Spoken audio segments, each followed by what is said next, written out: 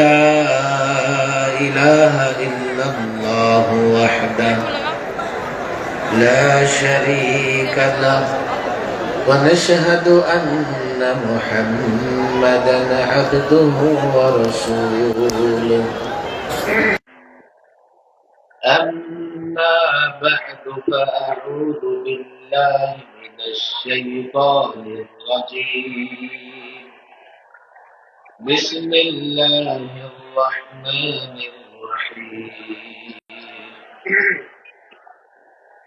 أذن للذين يقاتلون بأنهم ظلموا وإن الله على نصرهم لقدير صدق والحمد لله رب العالمين জামিয়া ফয়জুর রহমান রাহিমাহুল্লাহর উদ্যোগে আয়োজিত আজকের এই মাহফিলের মুহতারাম সভাপতি আমাদের মুরব্বী, বাংলাদেশের মুরব্বী। আমার মনে হয় ডান দিকে অতিরিক্ত আওয়াজ হচ্ছে। বসি নড়াচড়া না করি, এত লোকের সমাগম, নড়াচড়া করলে কেউ কষ্ট পেয়ে যাবে। আমি ডান দিকের ভাইদের বলছি আওয়াজ করা যাবে না। যদি খুব বেশি লোক এখানে, খুব বেশি লোক মনে হয় প্রবেশ করে ফেলেছে, আমি অনুরোধ করবো কিছু লোক এখান থেকে বের হয়ে, কিছু লোক তোমরা বের হয় এখান থেকে, এখানে দুর্ঘটনা ঘটতে পারে। কিছু লোকজন, আমি অনুরোধ করবো এতটা চাপাচাপি করে এখানে আসা যাবে না। কোনো আওয়াজ হবে না, আওয়াজ হবে না। যে যেভাবে আছি দাঁড়িয়ে থাকি, কষ্ট হলে কয়েকজন বের হয়ে গেলে এখানে আরাম হবে। একেবারে আওয়াজ বন্ধ, আওয়াজ বন্ধ, আওয়াজ হবে না। যুবকরা কথা বন্ধ করো। এত লোকজনের সমাগম হয়েছে, একটু কষ্ট হবেই। আমি জানি এখানে দাঁড়িয়ে থাকতে কষ্ট হচ্ছে, কিন্তু আওয়াজ করলে দাঁড়িয়ে থাকার কষ্টটাই হবে, ওয়াজ কিন্তু শোনা হবে না। একেবারে সাইলেন্ট, একেবারে চুপ, একেবারে চুপ। ডান দিকের ভাইয়েরা একেবারে আওয়াজ হবে না। যেহেতু ছোট্ট জায়গা, কথা কেউ বলবো না। যেহেতু ছোট্ট জায়গা, আমি অনুরোধ করব, দেখা যাক আর না যাক, একটু পেছনে চলে গেলে কিছু লোকজন, আর কেউ ঢুকবার চেষ্টা করব না এদিক দিয়ে।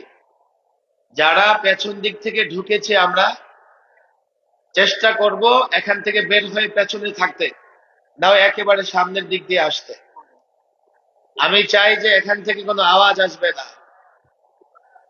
একদম একদম চুপ, একদম চুপ। মাহফিলের আদব রক্ষা করতে হবে। কিছু করার নেই, জায়গা ছোট্ট, লোকজনের সমাগম অনেক বেশি।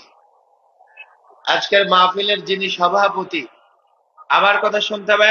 এই বাদিকের ছেলেরা এদিকে তাকে আওয়াজ করো না, আওয়াজ করো না। আর কেউ ঢুকবার চেষ্টা না করি ভেতরে, কেউ ভেতরে ঢুকবার চেষ্টা না করি। আজকের মাহফিলের যিনি সভাপতি, আমরা হযরতকে সবাই চিনি, তবে আমার মনে হয় আমি যতটা চিনি ততটা আপনারা চিনেন না। আজকের মাহফিলের যিনি সভাপতি, হযরত মাওলানা আব্দুল হক সাহেব, এই জামিয়া ফয়জুর রহমানের প্রতিষ্ঠাতা এবং শাইখুল হাদিস। আমি নিজের কোনো কথা নকল করব না। আল্লামা মুফতি আমিন রাহিমাহুল্লাহ হযরত সম্পর্কে যা বলতেন, ওগুলো বলেই আমি শেষ করতে পারবো না। তবে আজকের এই বিশাল সমাগমে আমি এতটুকু বলতে চাই, হযরত হাফিজ হুজুর রাহিমাহুল্লাহ মাওলানা আব্দুল হক সাহেব আজকের এই প্রোগ্রামের সভাপতি, এই জামিয়ার প্রতিষ্ঠাতা, পরিচালক এবং শাইখুল হাদিস। হযরতকে আল্লামা হাফিজ হুজুর রাহিমাহুল্লাহ খুবই ভালোবাসতেন, এবং আল্লামা মুফতি আমিন রাহিমাহুল্লাহ হযরত সম্পর্কে এত উঁচু ধারণা রাখতেন, হযরত যদি সামনে না থাকতেন আমি সেই কথা বলতাম। যেহেতু হযরত সামনে চলে এসেছেন, আমি সেই কথাগুলো আজকে বলবো না। হযরত হাফিজ হুজুর রাহিমাহুল্লাহ খুবই প্রিয় একজন মানুষ ছিলেন এবং খলিফা। মূলত এই মাহফিলকে আমি জনসমাগম দিয়ে বিবেচনা করতে চাই না। আমি মূলত হযরত আমাদের মুরব্বী, বাংলাদেশের মুরব্বী, ওলামাদের মুরব্বী হযরত আমাদের নির্দেশ দিয়েছেন, আমরা এখানে এসেছি, সামান্য কথাই হবে। এজন্য আমি অনুরোধ করব, কেউ আওয়াজ করব না। মাইকের আওয়াজের বাইরে আমরা কেউ আওয়াজ করবার চেষ্টা করব না। হযরত যেহেতু এখানে আছেন, ওলামায়ে কেরাম মঞ্চে আছেন, ময়মনসিংহের শীর্ষ আলেমরা মঞ্চে আছেন, আমি সামনে দেখতে পাচ্ছি এখানেও হাজারো আলেম, হাফেজে কোরআন ছাত্র ভাইরা এসছেন, যুবকরাও এসছে। আমি জানি কষ্ট হচ্ছে, আর কেউ নতুন করে ঢুকবো না, আর কোনো আওয়াজও করব না। আজকের এই যে বিশাল একটা সমাবেশ, এই সমাবেশ কি একথা প্রমাণ করে না, এই সমাবেশ কি একথা প্রমাণ করে না যে দেশটা টুপি দাঁড়িয়েওয়ালাদের? হযরতের সঙ্গে গাড়ি দিয়ে আসতে আসতে আমি কিছু কথা বলছিলাম, এই ছাত্র জনতা শোনো, এত বড় সমাবেশে, এত বড় মাহফিলে ওয়াজ করার জন্য আসি নাই। আর তোমরা যারা মাদ্রাসার ছাত্র, প্রতিদিনই তো ওয়াজ মুখস্থ করতে থাকো, তোমাদেরকে ওয়াজ কি করব? মূলত এটা একটা ইতিহাস। এই বড় মসজিদ, মাদ্রাসা কিংবা জামিয়া ফজলুর রহমানের এই বাৎসরিক মাহফিল, এটা একটা ইতিহাসের টুকরা। মূলত ইতিহাসের সঙ্গে সম্পৃক্ত হবার জন্য আমরা এখানে আছি। হযরত গাড়ি দিয়ে আসতে কিছু কথা বলছিলেন, এ ছাত্র জনতা শোনো, হযরতে হাফিজি হুজুরের নাম শুনেছো তো তোমরা? মনে হয় সবাই শুনে নাই। আমরা সবাই হযরতে হাফিজি হুজুরের নাম শুনেছি তো? হাত তুলে কে কে শুনেছি? সবাই। হযরতে হাফিজি হুজুর সম্পর্কে আমরা জানি, একজন আল্লাহওয়ালা বুজুর্গ, এটা তো জানি নাকি? আরেকটা পরিচয়, জীবনের শেষ বয়সে 80 বৎসর যখন হযরতের বয়স হয়ে গেছে, তখন বাংলাদেশে খেলাফত প্রতিষ্ঠার ডাক দিয়েছিলেন হযরতে হাফিজ হুজুর রাহিমাহুল্লাহ। খেলাফত প্রতিষ্ঠার ডাক দেওয়ার পরে হযরত তওবার ডাক দিয়েছিলেন প্রচলিত রাজনৈতিক দল এবং নেতাদেরকে, তোমরা তওবা করো, তোমরাও খেলাফত প্রতিষ্ঠার জন্য চেষ্টা করো। আমি ছাত্র জনতাকে হযরতের কথাটা নকল করতেছি। আল্লামা মুফতি আমিন রাহিমাহুল্লাহ একাধিকবার বলেছেন, হাফিজ হুজুর রাহিমাহুল্লাহ যদি 80-র দশকে খেলাফত প্রতিষ্ঠার কাজ শুরু না করে যেতেন, তো আমরা এখন বাংলাদেশে খেলাফত প্রতিষ্ঠার শব্দটাই উচ্চারণ করতে পারতাম না। আমাদের জন্য পথ মসৃণ করে গেছেন, পথ উর্বর করে গেছেন হযরত হাফিজ হুজুর রাহিমাহুল্লাহ। হযরত হাফিজ হুজুর রাহিমাহুল্লাহ ইন্তেকালের পরে অনেক বুজুর্গ, বিশেষ করে আল্লামা মুফতি আমিন রাহিমাহুল্লাহ খেলাফত প্রতিষ্ঠার কাজ করেছেন। হযরত এখানে আছেন, এখন আমরা টুটা ফাটা কাজ করতেছি। হযরতকে আমি অনুরোধ করেছি, আমাদের সরপুরুষ হিসেবে, অভিভাবক হিসেবে, মুরব্বী হিসেবে হযরত সহযোগিতা করবেন। হযরত বলেছে, আমার তো এখন বয়স নাই, আমি রাজনৈতিক বক্তৃতা দিতে পারি না, তারপরও যেখানে যাবার, উপস্থিত হওয়ার, আমি উপস্থিত হব ইনশাআল্লাহ। এই কথাটা সুসংবাদ হিসেবে তোমাদের বলে যাই, ছাত্র জনতা, আমাদের মুরব্বীরা বয়সে মুরব্বী হয়ে গেছেন, কিন্তু ইমানি চেতনায় এখনো বলিয়ান আছেন। কথা ঠিক না বেঠে? খেলাফত প্রতিষ্ঠা করতেই হবে। এই ভূখণ্ড পেয়েছি আমরা ইসলামের জন্য, এই ভূখণ্ড পেয়েছি আমরা ইসলামের জন্য। ইসলাম, মুসলমান এই ভূখণ্ডের মালিক। যারা আমাদের মাথার উপরে সেকুলারিজম, ধর্মহীনতা চাপিয়ে দিতে চায়, আর যাদের ইসলাম ভালো লাগে না, তারা এদেশে থাকবার অধিকার রাখে না। আমি ছাত্র জনতাকে বলি, আমরা কিভাবে ইসলামের জন্য দেশটা পেয়েছি। শোনো শোনো, বুঝবার চেষ্টা করো। 47-এ যখন ভারত স্বাধীন হয়, মুসলমান রাজনীতিবিদ, ওলামায়ে কেরাম, তারা ভাবলেন মুসলমানদের জন্য আলাদা একটা ভূখণ্ড লাগবে, যেই ভূখণ্ডে মুসলমানেরা কোরআনী শাসন প্রতিষ্ঠা করবে। ওই চিন্তা, ওই সিদ্ধান্ত থেকেই পাকিস্তান নামের একটা রাষ্ট্র, পাকিস্তান নামের একটা রাষ্ট্র, একটা ভূখণ্ড আমরা পাই। বুঝবার চেষ্টা করো। না বুঝবার কারণে আমরা দেশের মালিক, অথচ ওরা আমাদেরকে মালিক কিংবা কর্মচারী মনে করে। এটা বুঝবার, এটা বুঝবার জন্য আমি তোমাদের অনুরোধ করছি, শোনো, শোনার চেষ্টা করো। যদি ইসলামের কারণে এই পাকিস্তান আমরা না পেতাম, তো পূর্ব পাকিস্তান, পশ্চিম পাকিস্তান একসঙ্গে একটা রাষ্ট্র হতে পারে না। পূর্ব পাকিস্তান থেকে পশ্চিম পাকিস্তানের দূরত্ব কমপক্ষে 2000 কিলোমিটার। 2000 কিলোমিটার ব্যবধানে দুইটা অংশ একটা রাষ্ট্র হতে পারে না। কেউ বলে না, আমরা ভাষার কারণে পেয়েছি। কিভাবে ভাষার কারণে পেলাম? পাকিস্তানের ভাষা উর্দু আর আমাদের ভাষা বাংলা, আর ভাষার কারণে যদি আমরা ভূখণ্ড পেতাম, তো আমাদের ভাষা মিলে আসামের সঙ্গে কিংবা ক্যালকাটার সঙ্গে বুঝবার চেষ্টা করো। ভাষার কারণে এই ভূখণ্ড পেলে আমরা হয়তো আসামের সঙ্গে থাকতাম, না হয় ক্যালকাটার সঙ্গে থাকতাম। আসামের সঙ্গে থেকে কিংবা ক্যালকাটার সঙ্গে থেকে আমরা দিল্লির অধীনস্থ থাকতাম, আমরা একটা স্বাধীন ভূখণ্ড পেতাম না।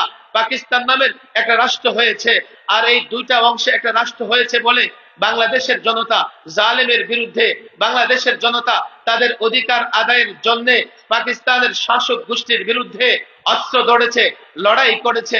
হ্যাঁ, আমরা ৭১-এ স্বাধীন হয়েছি, আমরা একটা ভূখণ্ড পরিপূর্ণভাবে নিজেদের করে পেয়েছি। আমি প্রায় বলি, তুমি যদি বাবার পরিচয় দিতে পারো তুমি জারজ হওয়া থেকে বেঁচে যাবে, কিন্তু দাদার পরিচয় না দিতে পারলে বাবাকে জারজ হওয়া থেকে বাঁচাতে পারবে না। যারা শুধুমাত্র ৭১-এর কথা বলে, ৪৭-এর কথা, ৪৭-এর পরিচয় না দেয়, নিজেরা তো জারজ না, কিন্তু বাবাকে জারজ হওয়া থেকে বাঁচাতে পারবে না। এই ভূখণ্ড পেয়েছি ইসলামের কারণে। শোনো শোনো, ৭১-এ আমরা স্বাধীন হয়েছি, এই ভূখণ্ডটা বাংলাদেশ নামে একটা রাষ্ট্র হয়েছে। বুঝবার চেষ্টা করো, ৭১-এ স্বাধীন, ৭২-এ একটা সংবিধান প্রণয়ন হয়েছে। ৭২-এর সংবিধানে হঠাৎ করে এদেশের মানুষের উপরে চাপিয়ে দেওয়া হয়েছে সেকুলারিজম, ধর্ম নিরপেক্ষতা মতবাদ। আমি ধর্ম নিরপেক্ষতা মতবাদের ব্যাখ্যা আজকে করব না, এই দায়িত্ব ওলামাদের হাতে দিয়ে দেই, ছাত্রদের হাতে দিয়ে দেই। তোমরা কলেজ ইউনিভার্সিটির যারা আছো, তোমরা বুঝবার চেষ্টা করো, ধর্ম নিরপেক্ষতা প্রকৃতপক্ষে ধর্মহীনতা, আর প্রকৃতপক্ষে ধর্মহীনতা নয়, ইসলামহীনতা। মূলত এই রাষ্ট্রকে ইসলামহীন করবার জন্য ধর্ম নিরপেক্ষতা নিয়ে আসা হয়েছে সংবিধানে। আর তারা কি বলে, ৭২-এর সংবিধান, ৭২-এর সংবিধান, ৭২-এর সংবিধান বলে বলে ওই ধর্ম নিরপেক্ষতাকে আবার নিয়ে এসছে, আবার সেটাকে টিকিয়ে রাখতে চায়। আমি তো পরিষ্কার বলি, ৪৭ ভূখণ্ড পেয়েছি ইসলামের জন্য, ৫২-এর ভাষা আন্দোলন হয়েছে, সেখানে সেকুলারিজম, ধর্ম নিরপেক্ষতার কথা ছিল না। ৬ দফার আন্দোলনে ধর্ম নিরপেক্ষতার কথা ছিল না। ৬৯-এর গণ অভ্যুত্থানে ধর্ম নিরপেক্ষতার কথা ছিল না। ৭১-এর মুক্তিযুদ্ধে ধর্ম নিরপেক্ষতার কথা ছিল না। যারা এদেশের হয়ে লড়াই করেছে, যারা এদেশের হয়ে যুদ্ধ করেছে, হতে পারে আমল দুর্বল, ঈমান দুর্বল, মুক্তি যোদ্ধাও ধর্ম নিরপেক্ষতার জন্য লড়াই করে নাই। যারাই লড়াই করেছে, সংগ্রাম করেছে, দেশকে স্বাধীন করেছে, আল্লাহর নামে লড়াই করেছে, ইনশাআল্লাহ বলে লড়াই করেছে। আল্লাহর কসম করে বলি, বাংলাদেশিদের বিরুদ্ধে, মুসলমানদের বিরুদ্ধে সবচাইতে বড় ষড়যন্ত্র ছিল ৭২-এর সংবিধানে সেকুলারিজম নিয়ে আসা। ছাত্র জনতা বুঝবার চেষ্টা করো, লম্বা কথা আমি বলতে পারবো না, মেহমান আরো আছে। ৭২-এর সংবিধানে সেকুলারিজম নিয়ে এসে ইসলাম উৎখাতের ষড়যন্ত্র করা হয়েছে। ৭৫-এ ওই ইতিহাস শেষ। 15ই আগস্ট শহীদ প্রেসিডেন্ট জিয়াউর রহমান তিনি পঞ্চমবারের মতো সংবিধান সংশোধন করে দুটা কাজ তিনি করেছেন। এক, বিসমিল্লাহির রহমানির রহিম। ২, আল্লাহর উপর আস্থা বিশ্বাস।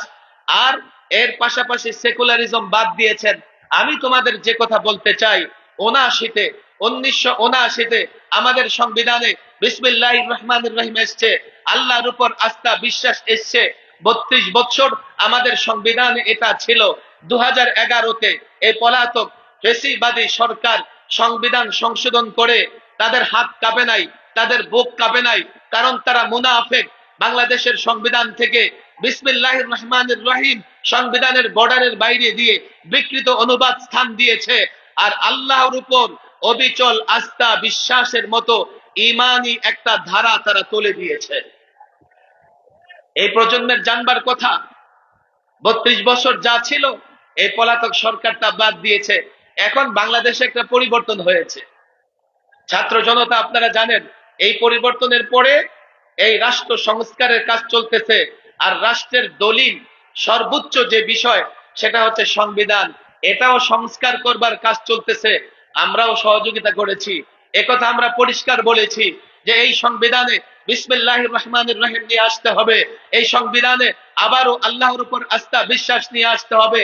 আরো কিছু কথা বলেছি। হযরত এখানে আছেন আল্লামা মুফতি আমিন রাহিমাহুল্লাহ, পাকিস্তানের সংবিধান সম্পর্কে বলতেন, পাকিস্তানের সংবিধানে যদি একটা কথা লাগিয়ে দেওয়া হয় আমরা এটাকে ইসলামী সংবিধান বলবো। এই ছাত্র জনতা ইতিহাস পড়ো।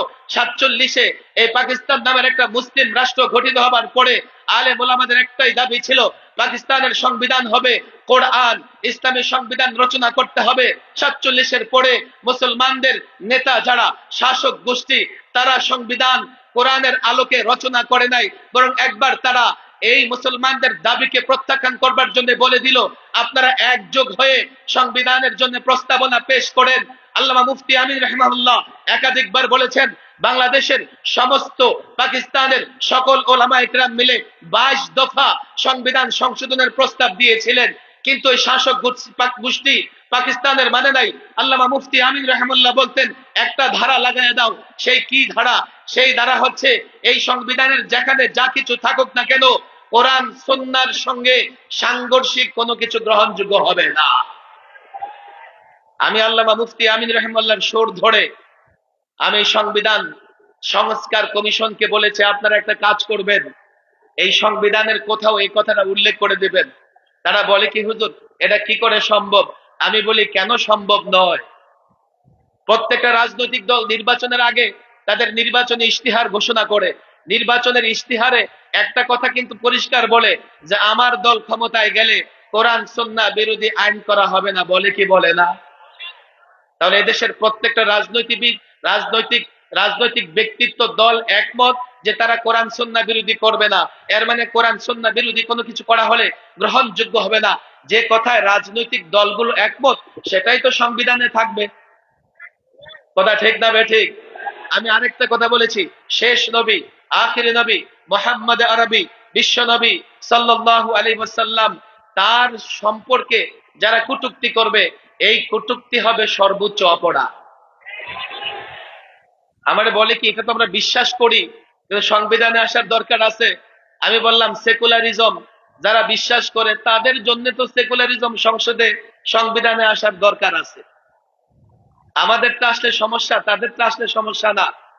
অনেক কথা এই ছাত্র জনতার কাছে। আমি আসলে ভিন্ন একটা বিষয় আলোচনা করবার জন্য আজকে আমি সংবিধান নিয়ে আলোচনা করব না, হাতে সময়ও নাই। তবে একটা বিষয় নিয়ে আমি আলোচনা করবার জন্য কোরআনে কারীমের একটা আয়াত আমি তেলাওয়াত করেছি। বর্তমান বিশ্বে মুসলিম কান্ট্রিতেও অমুসলিম কান্ট্রিতেও সবচাইতে মজলুম একটা শব্দ, মজলুম একটা লফজ, সেটা হচ্ছে জিহাদ। একটু মনোযোগ দিয়ে শুনতে হবে।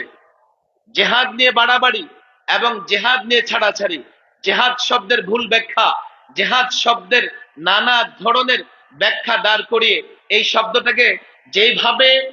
শব্দটাকে যেভাবে আবেদন ছাড়া, আবেদন হারা করবার চেষ্টা করা হচ্ছে, আবার অন্যদিকে এই শব্দটাকে জঙ্গি, উগ্রবাদী প্রমাণ করবার জন্য পশ্চিমারা উঠে পড়ে লেগেছে। এখন তো তারা ডাইরেক্ট বলে, আগে তো ইনডাইরেক্ট বলতো। এখন বলে কি, জেহাদিস্ট গ্রেফতার, জেহাদিস্টরা সন্ত্রাসী হামলা চালিয়েছে, জেহাদিস্টরা এ কাজ করেছে, ও কাজ করেছে।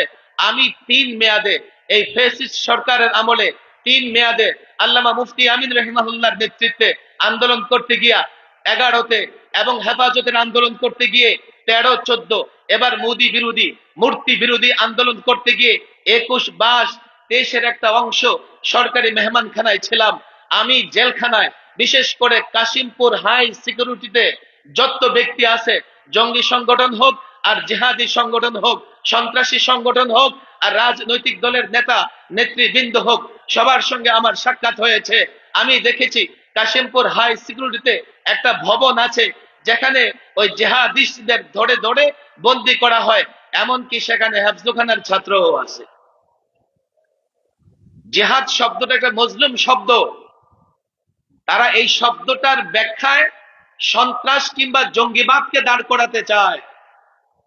এক্ষেত্রে দুটা দিক আমাদের মনে রাখতে হবে। পশ্চিমারা জিহাদকে যেভাবে ব্যাখ্যা করে, ডিফাইন করে, আমার বাংলাদেশের বুদ্ধিজীবীরাও সেভাবে করার চেষ্টা করতেছে। কেন রে ভাই? জিহাদ শব্দের অর্থ হচ্ছে যুদ্ধ। কথা ঠিক না বেঠিক? যুদ্ধ কি বৈধ না অবৈধ? কোন সন্দেহ আছে? যুদ্ধ যদি বৈধ না হয়তো রাষ্ট্রগুলো সেনাবাহিনী কেন পালে? রাষ্ট্রগুলো অস্ত্র কেন কিনে?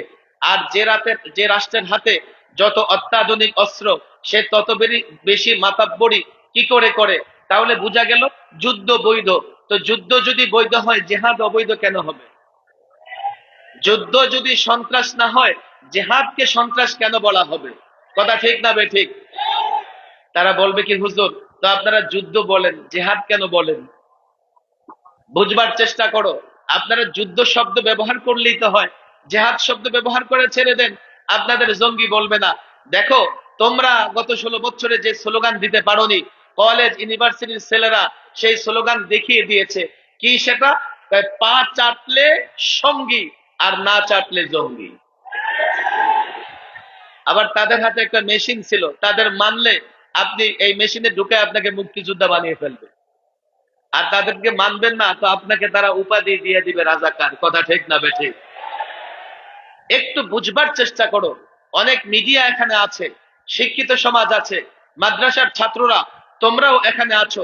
যুদ্ধ বৈধ, জেহাদও বৈধ, কিন্তু আমি জেহাদ বলবো, আমি যুদ্ধ বলবো না। অনেক লম্বা কথা বলতে হবে এই বিষয় ব্যাখ্যা করবার জন্য, আমি লম্বা কথায় যাব না। আমি যুদ্ধ কেন বলবো না? যুদ্ধ তো তোমরা করো, ওয়ার তো তোমরা করো। তোমাদের যুদ্ধগুলোর একটা চিত্র সামনে রাখো।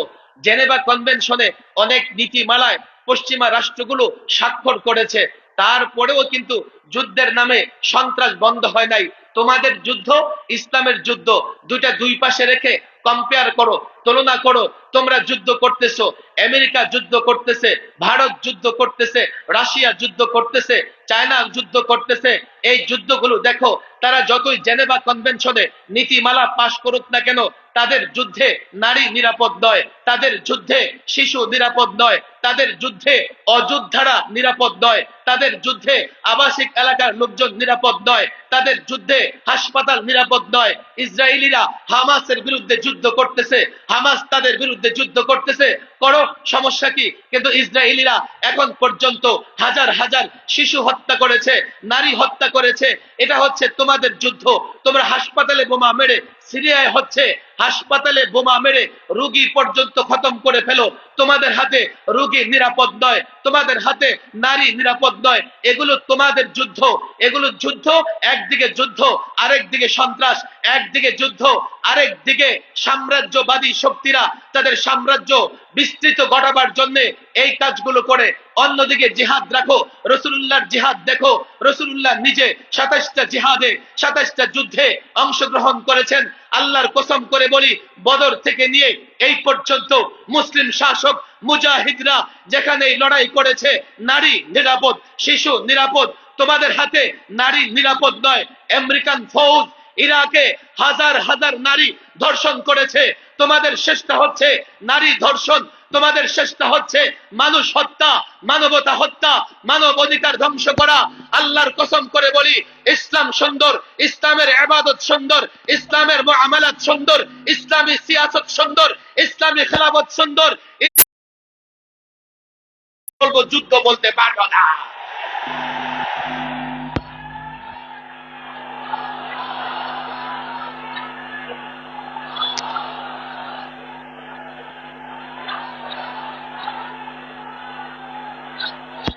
একজন উপদেষ্টা, কিন্তু ফেসিবাদ জঙ্গিবাদের নামে আমার মাদ্রাসার ছাত্র আলেম ওলামাদেরকে জাতির কাছে হ্যাঁ প্রতিপন্ন করবার চেষ্টা করেছে।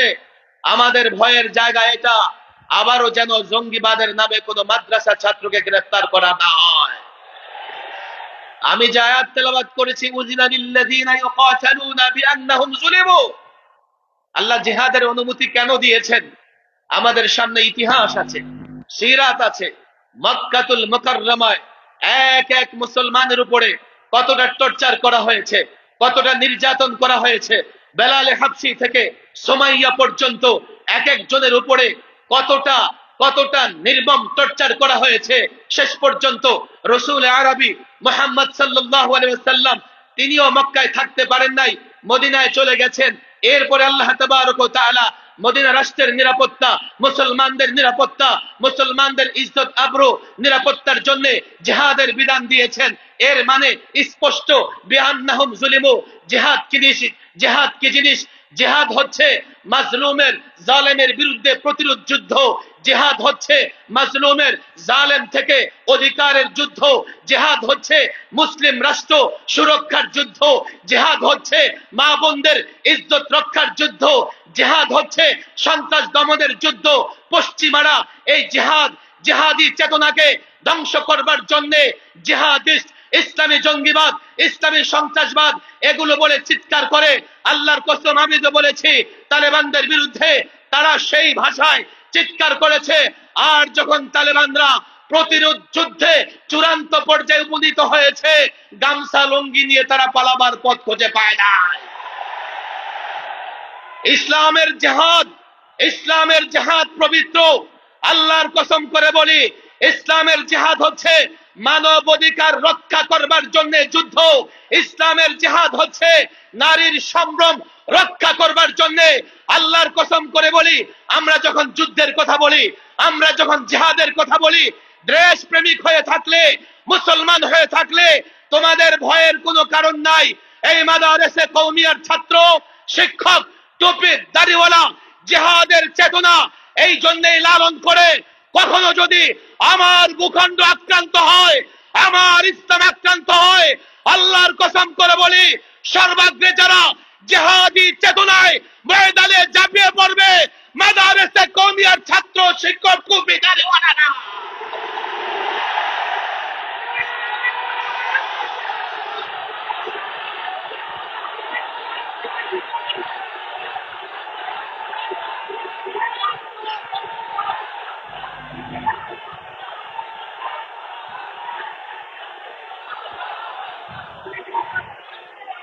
আমাকে রিমান্ডে বলা হলো জিহাদের নামে সন্ত্রাস হয়, আপনারা দেখেন না।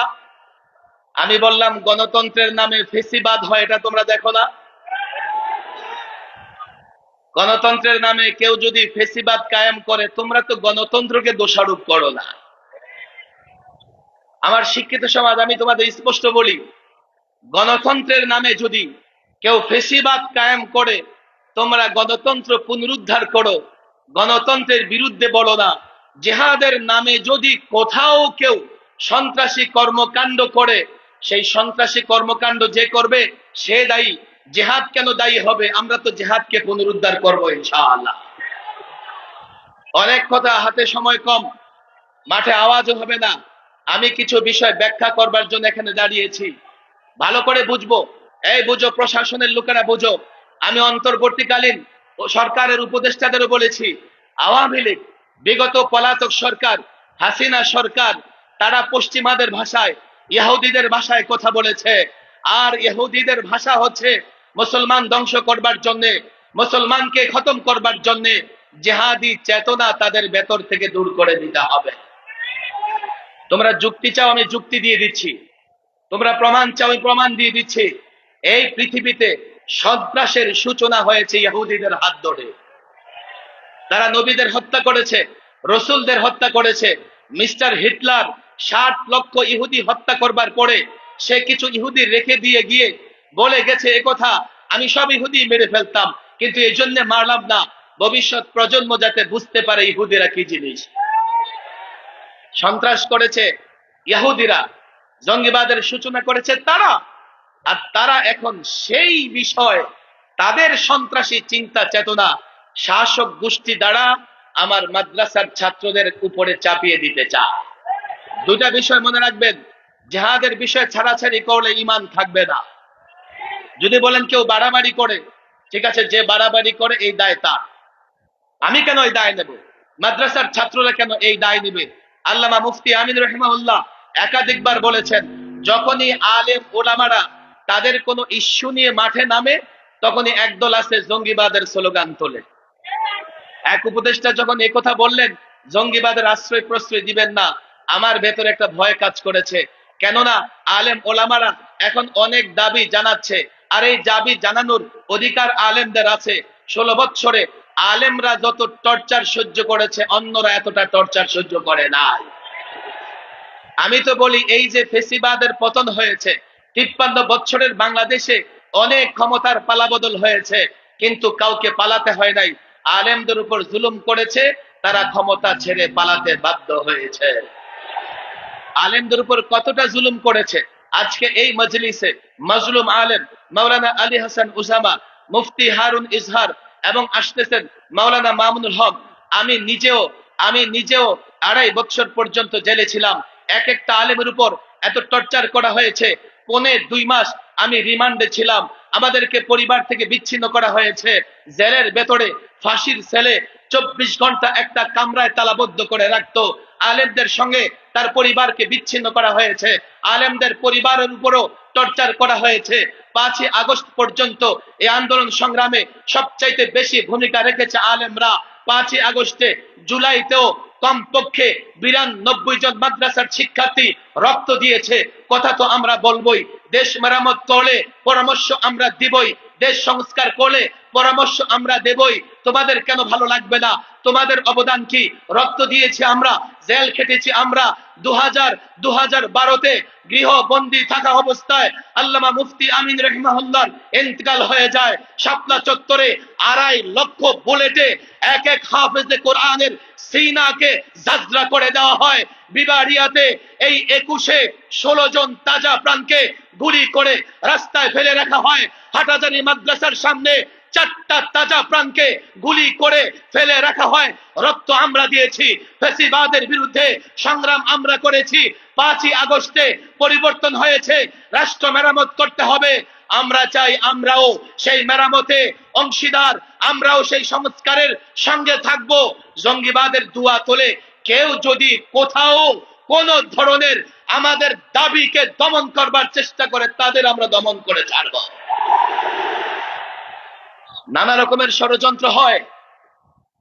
আমি অনেকে লাখো জনতাকে অনেক কথাই বলতে মন চায়, কিন্তু আমি লম্বা কথা বলবো না, সময় হাতে কম। হযরত এখানে আছেন। দেখো, জিহাদ বিষয়ে তোমাদের ধারণা স্পষ্ট থাকা চাই। জিহাদকে তারা সন্ত্রাস বলবে বটে। আমি তালেবানদের পক্ষে কথা বলবার কারণে আরো 1 সপ্তাহ বেশি রিমান্ডে ছিলাম। আপনি তালেবানদের পক্ষে কথা বলেন, আর দেখো এখন বাংলাদেশ চালাইতেছে তালেবান সরকার। বাংলাদেশ চালাইতেছে কোন সরকার? আরে কোনো সন্দেহ আছে? তালেবান মানে কি? আরে তালেবান মানে কি? আফগানিস্তানে ছাত্ররা বিপ্লব ঘটিয়ে যখন সরকার কায়েম করেছে, তো আফগানের সরকারকে বলা হয়েছে তালেবান সরকার। বাংলাদেশে এই অভ্যুত্থানের পেছনে ভূমিকা রেখেছে ছাত্র সমাজ। কথা ঠিক না বেঠিক? ছাত্র সমাজ ভূমিকা রেখে তাদের 3 জন উপদেষ্টাও আছে। তারা ডক্টর মোহাম্মদ ইউনূস সাহেবকে এনে অন্তর্বর্তীকালীন সরকার গঠন করেছে। আফগানিস্তানের ভাষায় বলতে গেলে বলতে হবে বাংলাদেশেও আছে তালেবান সরকার। কথা ঠিক না বেঠিক? জিহাদের নামে ছাড়াছাড়ি কোনোভাবেই জাতির কল্যাণ আসবে না। বলবেন জিহাদের নামে বাড়াবাড়ি হয়, এর পিছনে ইহুদিদের অর্থায়ন আছে। তারা জিহাদের মতো পবিত্র ইবাদতকে কুলুষিত করবার জন্য তাদের কিছু এজেন্ট দিয়ে, আমি প্রায় বলি, কর্ণাটকের পুলিশ আল কায়দার নামে 9 বছর একটা ফেসবুক পেজ চালিয়েছে। অনেক মাদ্রাসার হেফজখানার ছাত্র জেলখানায় আছে। আমি বললাম, তোমরা কি করে জেলখানে এসছো? হুজুর, লাইক দিয়েছিলাম, কমেন্ট করেছিলাম, শেয়ার করেছিলাম। এই পেজগুলো কে চালায়? কয় গোয়েন্দা সংস্থার লোকেরা। গোয়েন্দা সংস্থার লোকেরা একটা আইডি খোলে, একটা পেজ খোলে, জিহাদের আপডেট দিতে থাকে, তালেবানদের আপডেট দিতে থাকে, আইএস এর আপডেট দিতে থাকে, আল কায়দার আপডেট দিতে থাকে। অর্থাৎ মাছ ধরবার জন্য লোকেরা যেভাবে বর্ষি ফেলে, তারা সেইভাবে বর্ষি ফেলায়। আমার ছেলেরা যারা জিহাদি চেতনায় বিশ্বাসী, উদ্বুদ্ধ, তারা যখন সেই পোস্টগুলোকে লাইক করে, কমেন্ট করে, এগুলোকে শেয়ার করে, তো এই তো জঙ্গি পাওয়া গেছে, এই তো সন্ত্রাসী পাওয়া গেছে, এই তো আল কায়দা পাওয়া গেছে। হেফাজতের নামে এক ব্যক্তিকে ধরে নিয়ে আদালতে দাঁড় করিয়েছে। ওই ব্যক্তি হেফাজত শব্দ উচ্চারণ করতে পারে না, হেফজত হেফজত হেফজত। বিচারপতি বলে, আরে কারে ধরে নিয়ে আসছো? হেফাজতই তো উচ্চারণ করতে পারে না। জঙ্গিবাদের নামে হেফজখানার ছাত্র ধরে নিয়ে জেলখানায় নিয়ে রাখে। কেন জানো? এর বিনিময়ে তারা পশ্চিমা থেকে ভাতা পায় যে আমরা জঙ্গি ধরেছি, আমরা সন্ত্রাস ধরেছি। আমি আগেও বলেছি, বই পুস্তক উদ্ধার করে। কি বই জানো? ফাজাইল আমল। ফাজাইল আমল ফাজাইলে আমল উদ্ধার করে দেখায় যে এই দেখো আমরা জিহাদি বই পুস্তক উদ্ধার করেছি, কোরআনে জিহাদের কথা আছে। এর মানে কি কদিন পরে কোরআন উদ্ধার করে জাতির সামনে কোরআনকে কলুষিত করবার চেষ্টা করবে? এটা পশ্চিমাদের ষড়যন্ত্র। বুঝতে হবে জিহাদের সঠিক ব্যাখ্যা জাতির সামনে দিতে পারলে এটা যৌক্তিক, এটা ন্যায়, এটা ইনসাফের, এটা সন্ত্রাসের বিরুদ্ধে কোনো সন্দেহ নাই। আর জিহাদকে যদি কেউ ভুল পথে নিয়ে যায়, জিহাদের নামে সন্ত্রাসী কর্মকাণ্ড চালায়, আমি পরিষ্কার বলছি এর পেছনে ইহুদি, নাসারা, পৌত্তলিক, ভারতের গোয়েন্দা সংস্থা দায়ী।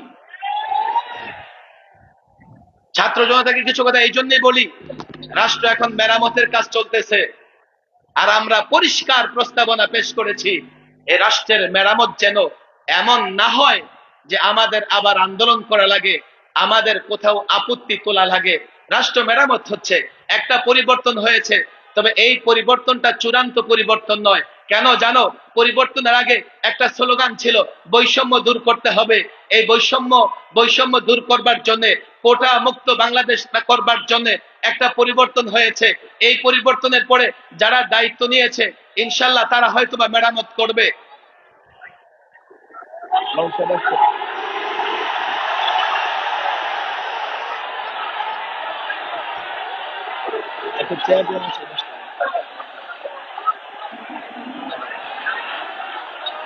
একটা তাকবীর দেওয়া হবে, একটা তাকবীর দেওয়া হবে।